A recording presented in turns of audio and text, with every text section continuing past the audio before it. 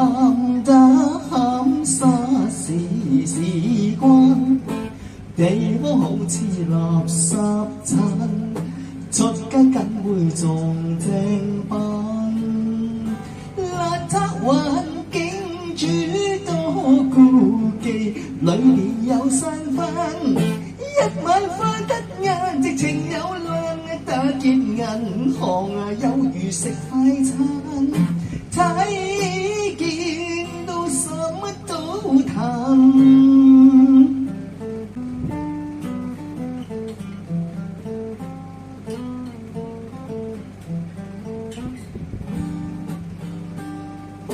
唔知大家知唔知道咩叫新區？有冇住或者有冇朋友住過啲新區啊？嗱，記得細個嗰陣時咧，新區俾我係咩印象咧？就係、7層高啦，咁好似工廠大廈咁樣嘅，咁有啲公眾嘅走廊啊咁樣，咁浴室啊、洗手間都係喺公眾地方嘅，即係其實好似公寓咁樣。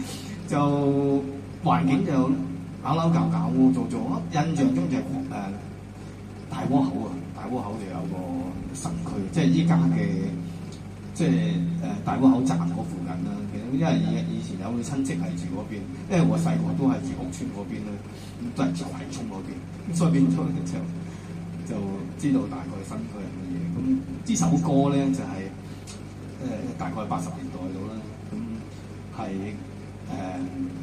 一個歌手叫大 L 張武孝。咁就唱嘅一首嘅諷刺時弊嘅一隻歌，咁隻歌本身就係、大家都好熟啊，芬飛燕嗰隻曲嚟嘅。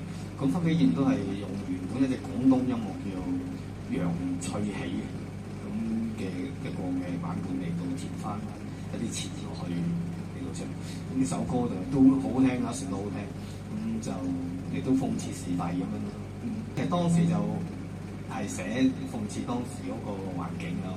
其實都有幾有時代感嘅，咁希望大家中意啦。